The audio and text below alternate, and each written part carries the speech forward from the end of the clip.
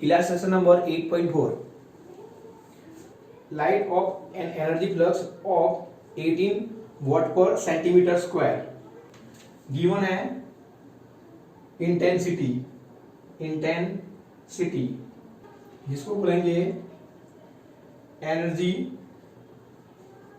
Flux 18 watt पर metre square. आप unit देखकर भी पता लगा सकते हो, right. Energy flux intensity. Light with an energy of 18 watt per centimeter square falls on a non-reflecting surface at normal incident. If the surface has an area A, इसको हमने I बोल दिया, ये है I. सरफेस का area है 20 centimetre square, यहां centimetre का स्क्वायर है. फिर से light with an energy flux of 18 watt per centimetre square falls on a non reflecting surface. Non reflecting surface मतलब जो एनर्जी है वो टोटली एब्जॉर्ब हो जा रही है eight normal incident. If the surface has an area 20 centimetre square, find the average force exerted on the surface during a 30 minute time span. तो T है 30 मिनट और हमें क्या फाइंड आउट करना है, फोर्स फाइंड आउट करना है. मैंने आपको थ्योरी के लेक्चर में बताया है, राइट. फोर्स कैसे फाइंड आउट करेंगे, फोर्स इक्वल टू फॉर्मूला आएगा मोमेंटम बाय टाइम.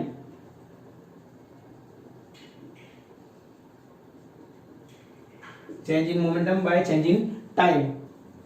तो अब हमें मोमेंटम का फॉर्मूला बनाना पड़ेगा. मोमेंटम का फॉर्मूला होता है P equal to delta U by C और U बाय C. ये फॉर्मूला हमने क्यों लिखा है, क्योंकि यहाँ जो लाइट सरफेस पे जा रही है ना, तो वहां से रिफ्लेक्ट नहीं हो रही है, राइट. मतलब हम बोल रहे हैं ये कंप्लीट एब्जॉर्प्शन है, इसलिए. ओके, तो फिर से फोर्स का फॉर्मूला आता था ना, ये न्यूटन सेकंड लॉ है. 11th में आता था F equal to dp by dt. आता था ना, P की जगह mv लिख दो, याद आया. F इक्वल टू m है, m को कांस्टेंट dp बाई dt को एक्सेलरेशन बोल दो, राइट. तो ये फॉर्मूला कहां से आया है, न्यूटन सेकंड लॉ से आया है, राइट. तो F equal to p by t. तो यहाँ ये P क्या है, मोमेंटम है. ओके, अब क्या करना है हमें, स्टूडेंट U की वैल्यू लानी है. तो पहला स्टेप हमारा क्या रहेगा, calculation of energy U. Student हमें यहाँ इंटेंसिटी गिवन है, राइट. और हम जानते हैं इंटेंसिटी का formula, intensity equal to power by area, and हम जानते हैं power equal to energy by time upon area. So ये हो गया energy by area into time. तो यहां से हम एनर्जी को सब्ट्रैक्ट करेंगे तो फॉर्मूला आएगा IAT. तो स्टूडेंट अब हम वैल्यू इनपुट करते हैं. इंटेंसिटी की वैल्यू है 18 watt per centimetre square, area है 20 और टाइम है 30 मिनट, राइट. तो 30 मिनट को हम ऐसे लिखेंगे 30 मल्टीप्लाई 60 सेकेंड. तो T की वैल्यू रखेंगे 30 मल्टीप्लाई 60, 30 क्रॉस 60. अब इसका आंसर निकालते हैं. 18 मल्टीप्लाई 20 मल्टीप्लाई 30 मल्टीप्लाई 60. यह आपका आंसर है 648 1 2 3 इतना, राइट. 648 000, मतलब ये हो गया आपका 6.48 इंटू 1 2 3 4 5 10 की पावर 5 जूल. इसको मैंने इक्वेशन नंबर 1 बोल दिया. अब ये इक्वेशन नंबर 1 से U की वैल्यू हम ये इक्वेशन में रखेंगे, राइट.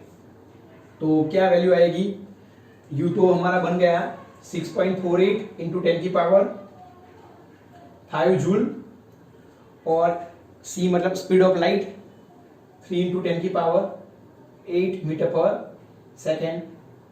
तो इसको हम newton metre square second minus 2 भी लिख सकते हैं, राइट। तो ये मोमेंटम बन जाएगा, तो इसका यूनिट आएगा किलोग्राम मीटर सेकंड माइनस 1। पता है ना उसका डायमेंशन फॉर्मूला m1l1 t-1, ऐसे भी आप बना सकते हो, राइट। तो अब इसका हम सॉल्यूशन लाएंगे, तो ये आएगा 6.48 divided by 3 is equal to, ये आ गया आपका 2.16 मल्टीप्लाई, इसका आएगा 10 की पावर 5 अपॉन 10 की पावर 8, तो ये आ जाएगा आपका 10 की पावर -3, 10 की पावर -3। तो ये हमें क्या मिला, मोमेंटम मिला। अब हमें क्या चाहिए, फोर्स चाहिए। तो फोर्स का formula F equal to P by T, ये वैल्यू फिर से रखो, 2.16 मल्टीप्लाई 10 की पावर -3, टाइम कितना है 30 मिनट, मतलब उसको ऐसे लिखेंगे 30 इंटू 60। तो अब हम इसका सॉल्यूशन निकालेंगे, 2.16 डिवाइडेड बाय 30 डिवाइडेड बाय 60, तो इसका आंसर आया 0.0012 इंटू 10 की पावर -3, राइट। तो ये आंसर आया 1.2 इंटू 10 की पावर -6 न्यूटन। तो ये हमारा स्टूडेंट फाइनल आंसर आ गया। स्टूडेंट मैंने आपको थियरी के लेक्चर में भी सिखाया था, फोर्स के लिए आपको न्यूटन के सेकंड लॉ को यूज करके F equal to P by T formula लिखना होता है। और P का तो हमारा जो इलेक्ट्रोमैग्नेटिक वेव है ना, उसकी एक प्रॉपर्टी है, right, P equal to U by C होता है। और U कहां से लाया मैंने, इंटेंसिटी की डेफिनेशन से। इंटेंसिटी की डेफिनेशन क्या है, पावर बाय एरिया, और पावर की जगह क्या मैंने लिखा, energy by time by area, right. तो यहां से हमने U को सब्जेक्ट कर दिया, तो U की वैल्यू क्या मिली, IAT। तो जब इक्वेशन नंबर 1 से U मिल गया, तो बाद में हमें P मिल सकता है और फोर्स भी मिल सकता है। तो स्टूडेंट इसको सिंप्लीफाई करेंगे तो हमारा आंसर आएगा 1.2 इंटू 10 की पावर -6 न्यूटन। तो हमारा लास्ट आंसर क्या आया, फोर्स का आंसर। फोर्स हमें मिल गया 1.2 इंटू 10 की पावर -6 न्यूटन। ऐसे जब भी हमें फोर्स चाहिए तो ये न्यूटन का सेकंड लॉ को यूज करके हमने F equal to P by T लिखा। तो पहले मोमेंटम लाना है, और मोमेंटम को लाने के लिए हमें पहले एनर्जी लानी पड़ेगी। और स्टूडेंट हमने एनर्जी कहां से निकाली, इंटेंसिटी की डेफिनेशन से। इंटेंसिटी क्या होता है, पावर बाय एरिया, और पावर क्या होता है, एनर्जी बाय टाइम। ऐसे करके हमने फॉर्मूला निकाला U इक्वल टू IAT, वहां से इक्वेशन नंबर 1 उसकी आंसर आ गया, और बाद में मोमेंटम आ गया, और बाद में फोर्स आ गया।